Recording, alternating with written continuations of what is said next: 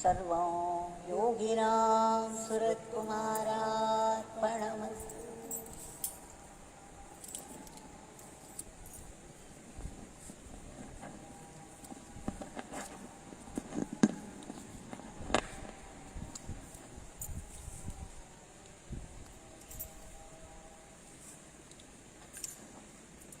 Today is a highly auspicious day.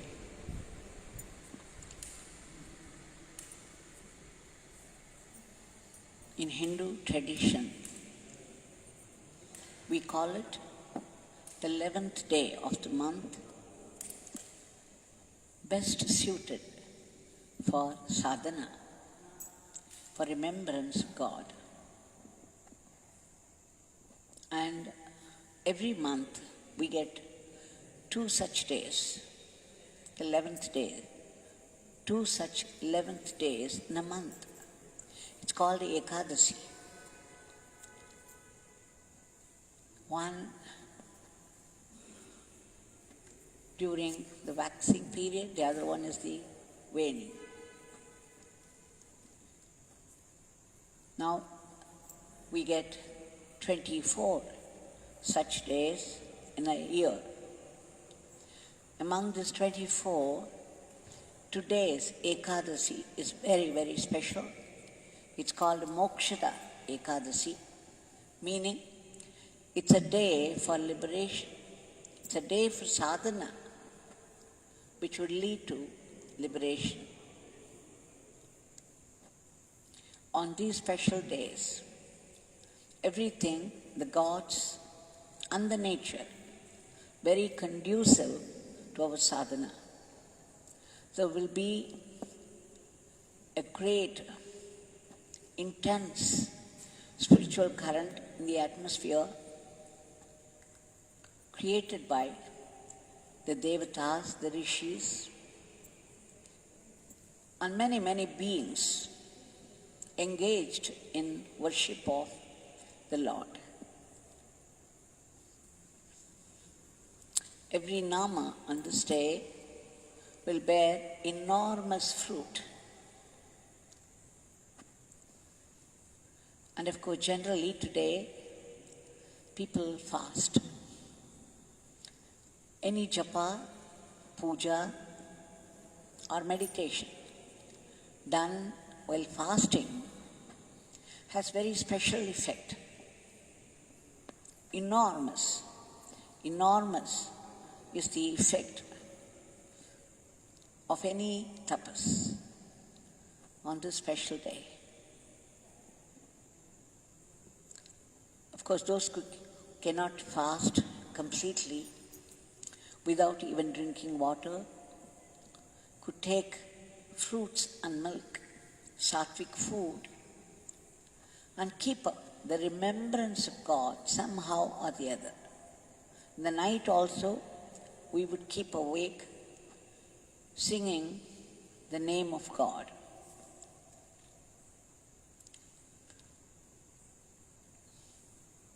But then, what is this Vaikuntha? It's called Vaikuntha Ekadashi. And this Vaikuntha is the generally, mythologically understood as the abode of Lord Vishnu. But in truth, this Vaikuntha is inside us, in every one of us, in every one of any being. The Upanishad says there's a flame inside, the flame of pure awareness. It is the spiritual heart of a being. It's right at the center, a certain measure of distance from the Adam's apple, and down there from the navel. It's situated right in the middle, referred to as spiritual heart by Sri Ramana Maharishi. Now this flame, this space, the supreme space of pure awareness is a true Vaikuntha. It is a true Kailasha. It is from here, it is this awareness that takes the form of Brahma while creating and the form of Mahavishnu while sustaining and the form of Shiva, Rudra, while destroying. And it is from this phase our every breath starts. And every breath submerges in this, is be drawn into that. Every breath, we have 21,600 breaths a day.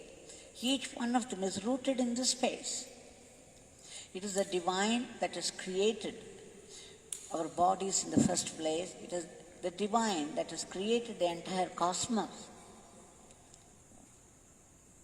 It has put the breath in us, in this body, and it is sustaining it. And when it chooses, it would withdraw it into itself, and there will be no more breathing, there will be no more life in the body. And the body would be immediately disposed. Such is the transitoriness of life. Now, this Vaikuntha is the place we all have to reach by sadhana. Right now the mind is full of desires. We have this desire, that desire, like a forest of desires. It's inundating everyone's mind. Mind is nothing but a bundle of thoughts. Now, when these thoughts are uprooted, so that the flame, the space of pure awareness, where there is no thought at all, that is a state of samadhi, that is our original state.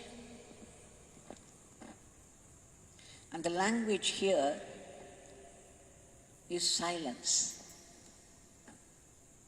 And this space is not an inert space. This is Vaikuntha. Lord Hari is living and breathing. He is a living presence there. This Kailash is not an inert space. Here, Lord Shiva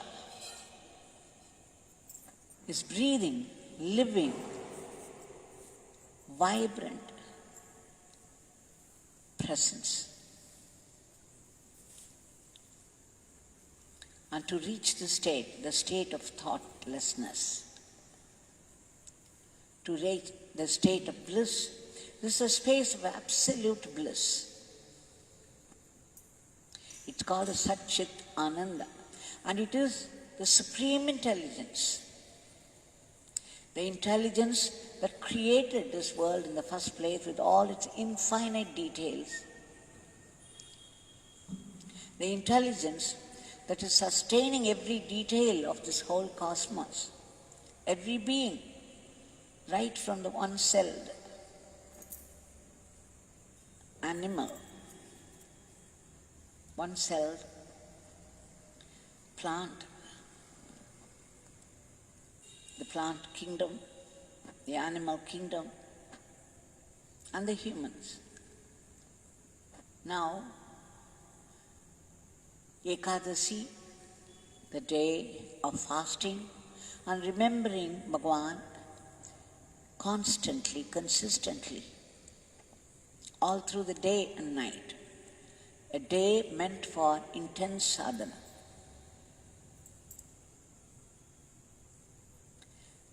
People, the great masters say that Vishaya Sukha, that is, our interest in the worldly matters, is like poison. If you want to get rid of it, you have to engage your mind in high thinking, in lofty thoughts. And then slowly, these thoughts would also be gone, and you would return to your original house. This Vaikuntha is our original house. This Kailash is our original house. This is our Nija Niketan, the true residence of each soul.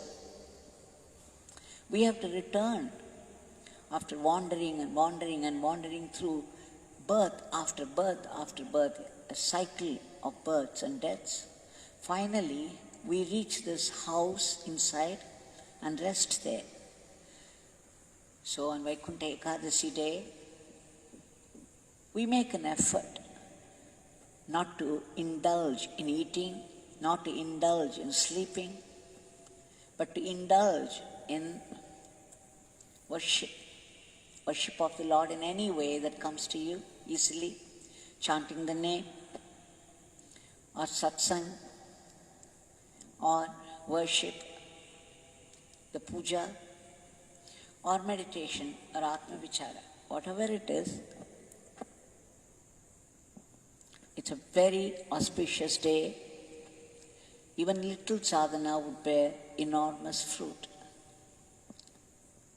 Now Bhagwan, by His grace, has given us an opportunity in the morning. We sang together right in the powerful shrine of Bhagwan. Bhagwan is coming into everybody's house. Those people who are open-hearted.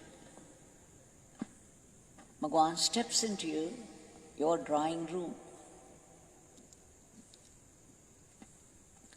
And then you hear the singing. What more can you ask for in this period of Corona? When you are unable to move out. So we have to celebrate this opportunity given by Bhagwan on this very auspicious day.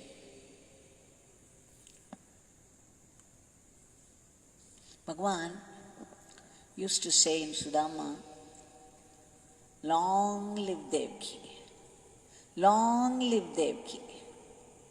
And whenever he pronounced that, I used to be alarmed.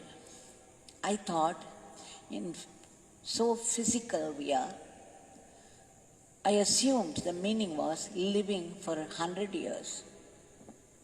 And of course I didn't want it, even if it is live with God.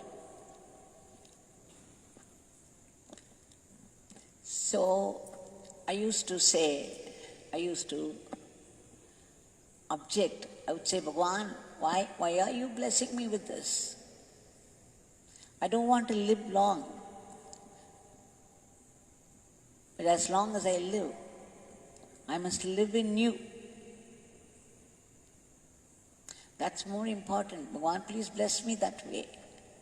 And Bhagwan would say, "No, Devaki, when this beggar says, 'Long live Devaki,' it means eternal life to Devaki, eternal living. It means eternal living in God. It is the life of God." It's only when he made it clear, I knew what a blunder I had committed. And then I begged him to forgive me. So this eternal living in the eternity, is what we all have to seek. And that is the true Vaikuntha. And this Vaikuntha is right inside. Shri Hari is right inside us. It is from Shri Hari your breath is starting. It is in Him your breath is merging.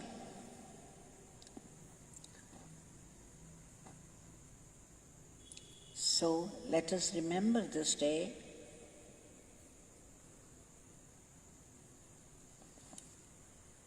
When you remember, this is also Christmas Day celebration, the birth of Jesus Christ. What a day. You remember the life of Jesus. You see, it is one long life of pure compassion, pure grace. when you read that, you see how much he loved people. He did not hesitate to take the sins of others upon himself, just to give relief to them, to uplift them to a higher level. And he was doing it all the time, for which sake he had to pay. In the end, he was crucified for all the sins he had taken upon himself. Even then he said, Father, Father, forgive them. They know not what they are doing.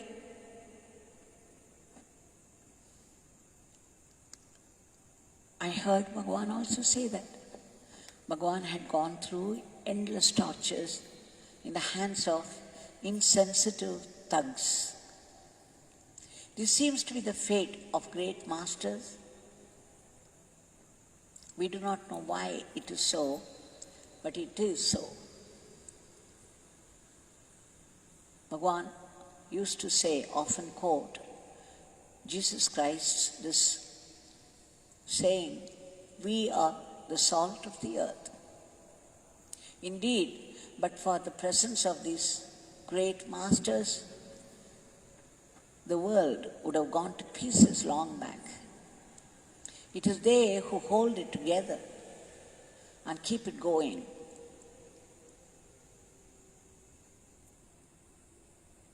And what did Jesus say?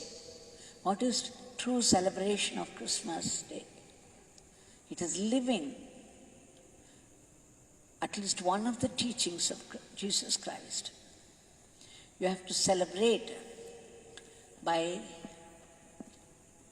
practicing one teaching of Jesus Christ. Bhagwan used to say, take up one teaching of the Master. There are so many teachings. Take up one that appeals to you, then one that is relevant to you, and practice, practice, practice all your life. Hasn't Jesus said, the blessed or the meek and the lowly or the timid? I do not remember the exact sentence, but it means humility. Humility is a great virtue.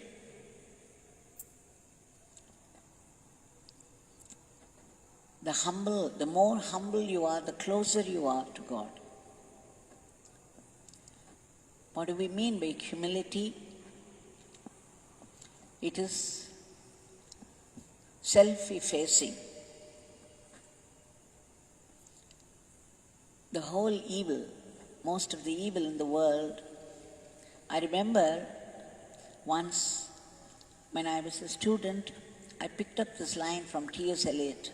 It says, most of the harm in this world is done by people who want to feel important. The people who are egoistic. And to feel important, to feel the power, they will go to any length. But the humble are the most blessed. The most humble are the most blessed. The lesser the ego, the more the grace. Like the water that flows towards the pits. So this humility is something that we have to practice. And what was the basis of Jesus living? Compassion, love for the fellow beings, harmony. So we have to remember these virtues. We must, Paramacharya composed a song where he says, Maithreem Bhajatha. Make friends with everyone. Practice friendship, practice love. You have to practice love. Practice, because love doesn't come easily. Our love for people is selfish. There is always some expectation from the loved ones. But true love is something that we have to cultivate.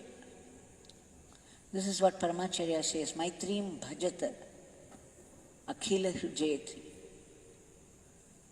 And look upon others as you would look upon yourself. What you don't want people to do to you, you don't do to others. You don't want to be hurt, so why would you hurt others?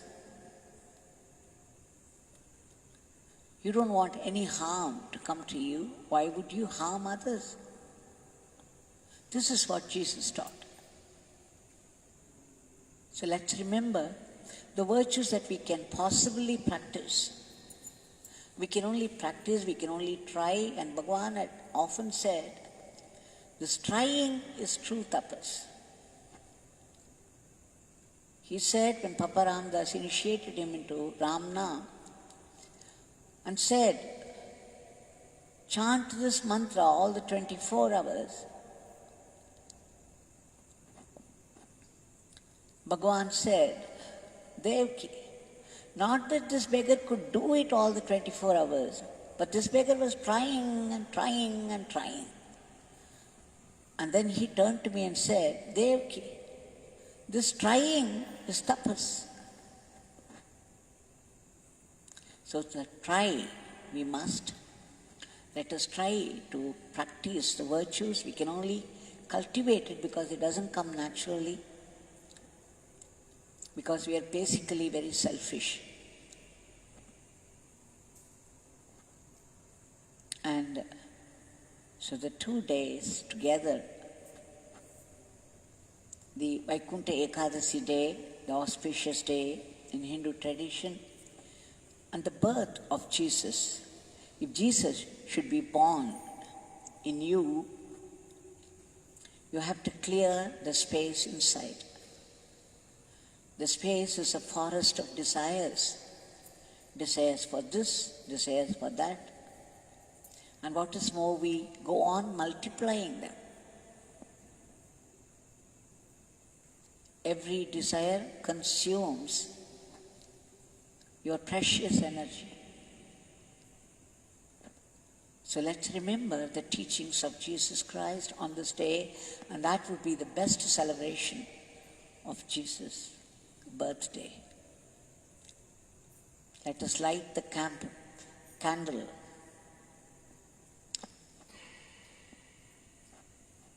The lamp of inspiration in our heart, and that will keep us practicing the virtues that he advocated, that he lived. All these great souls, they lived their teachings. They lived their teachings. They did not pick up their teachings from a book. They lived it from moment to moment to moment, a life of utter selflessness. So today is the day we have to remember all this, and remembering this constant remembrance of God is the sure and only way of celebrating it. It's not merrymaking. You have to chant the name merrily. It should be merry chanting. It should be merry remembrance of God.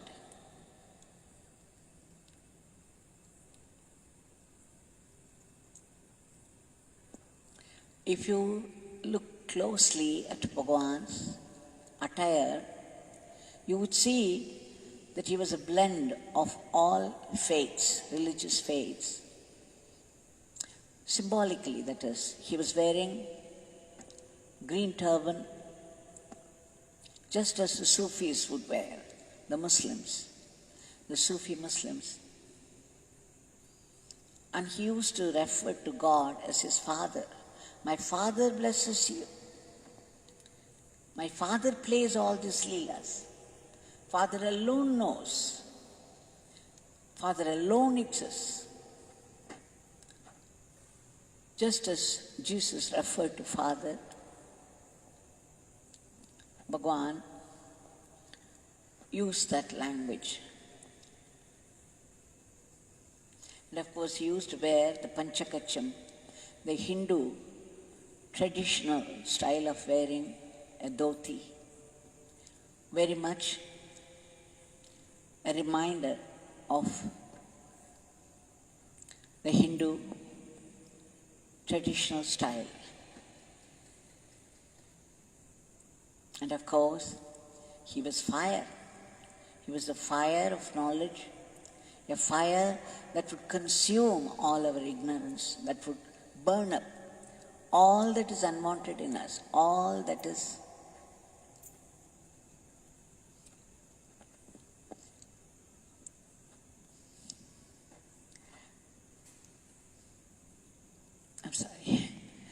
this fire, his name,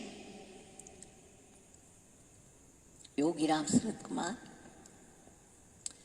will burn up all that is unwanted in us, all that is undivine. He was fire because I lived with him for 7 years. He was very unpredictable. You would never know what he would say next, what he would do next. And he said, his every thought, the thought that came to him from the source, from his Father, was in tune with the whole cosmos. A cosmic being. And this fire is the fire of Arunachala. Let us get consumed in that.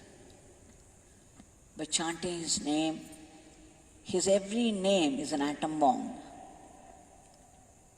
It would explode into you, destroying all that is ungodly. And it will send you to Vaikuntha, the original house of the Lord, which is right inside you. It's not elsewhere. It is right inside us.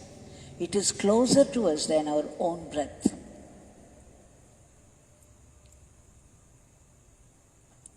So we have these 4 lines from Thirumoolar. It says that you get clarity in thinking by seeing the form of the Guru. It's a divine form. There is no individual in the Guru. There is only the divine, the pure divine. So even having darshan of the physical form of the Guru gives us clarity in thinking. What clarity? What is God? What is not God? What we should do, what we should not do. The very darshan of the physical form. And then it says, chanting the name. Chanting the name of the Guru gives you clarity in thinking. A further clarity in thinking. Seeing just the form gives you clarity in thinking. More clarity in thinking is given by the name when we chant it. And still more clarity when we listen to the teachings and put it in practice. Nama chanting is easier. Just having the darshan of, just looking at the form of the Guru. I speak relatively. But practicing a teaching of the Guru is very difficult. It gives you much more clarity. And finally, the 4th line says, the 4th line of Thirumoolar on Guru says, Guru Uru Sindithallani. What exactly is the true form of the Guru? He is the cosmic form. He is the form of the truth, the ultimate truth. He has come down assuming a physical form in order to teach you that he is the embodiment of the ultimate truth. It is he who has become the entire cosmos. It is he who is the life in the entire creation. Whatever we see is he. Whatever we hear is only he. He alone exists. And that he is none other than you, the I. So this is the contemplation on the true form of the Guru. So we have to remember all this on this special day, remembering this and practicing whatever we can practice, and to the extent possible will be the celebration of the day, the true celebration of the day. And now I have been saying one Leela a day keeps the Maya away. So let's have one Leela, let's go through one Leela of Bhagwan, just for the delight of it and for our progress. Sometime back, I think maybe 2 or 3 years back, Sri Ravichandran from Kadalur had come here with his family, his son and daughter-in-law and granddaughter Rakshita. And the son and his wife, the daughter-in-law, they were doing Pada Pooja, and their daughter Rakshita was just 3 or 4 years old at the time. She was becoming restless. She was running here and there and would come often to their parents and demand their attention. When they were engaged in Pada Pooja, Abhishekam and Puja, she would come often and demand their attention, and it was getting a little more difficult to continue that. So at one point, I called the child and said, if you keep quiet, if you engage yourself, you just go out, there are peacocks there, and you just go out and be there, not come and disturb your parents while they are doing this, Bhagwan will give you a huge chocolate bar.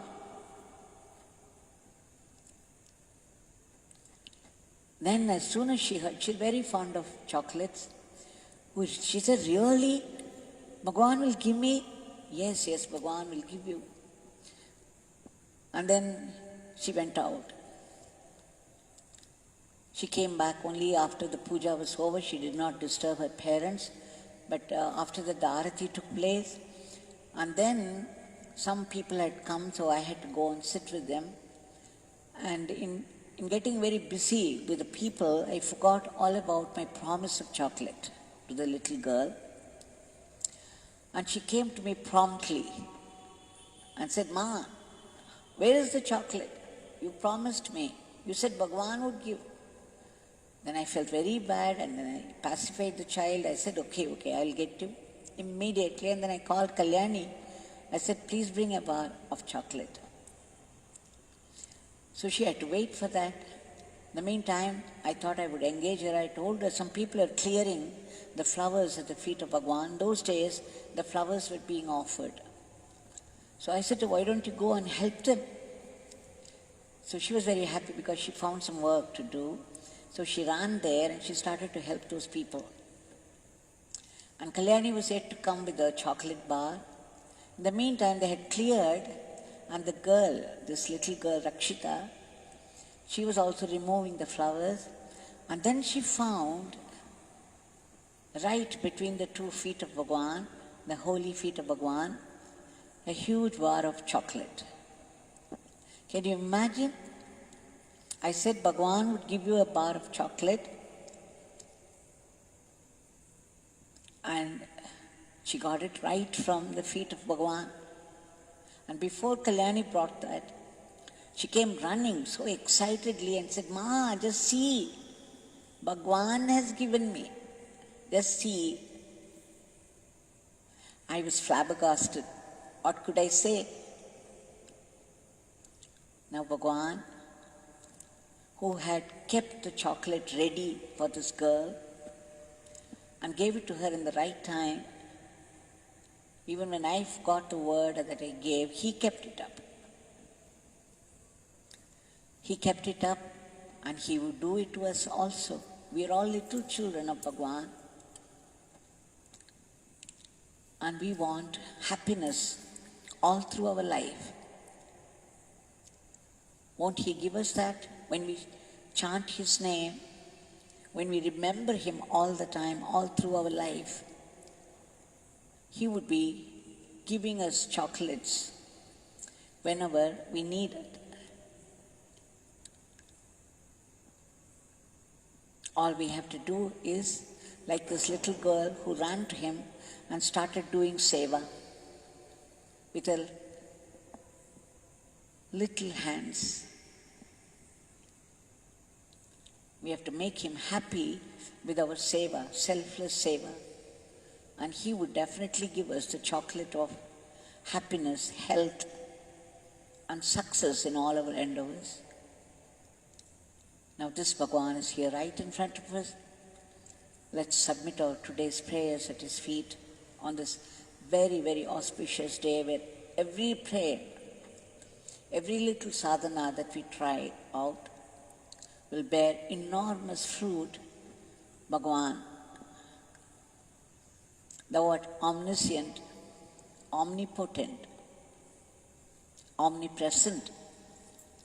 There is nothing that you do not know, there is nothing that you cannot do. And you know very well how this virus and its variant is doing havoc in the world.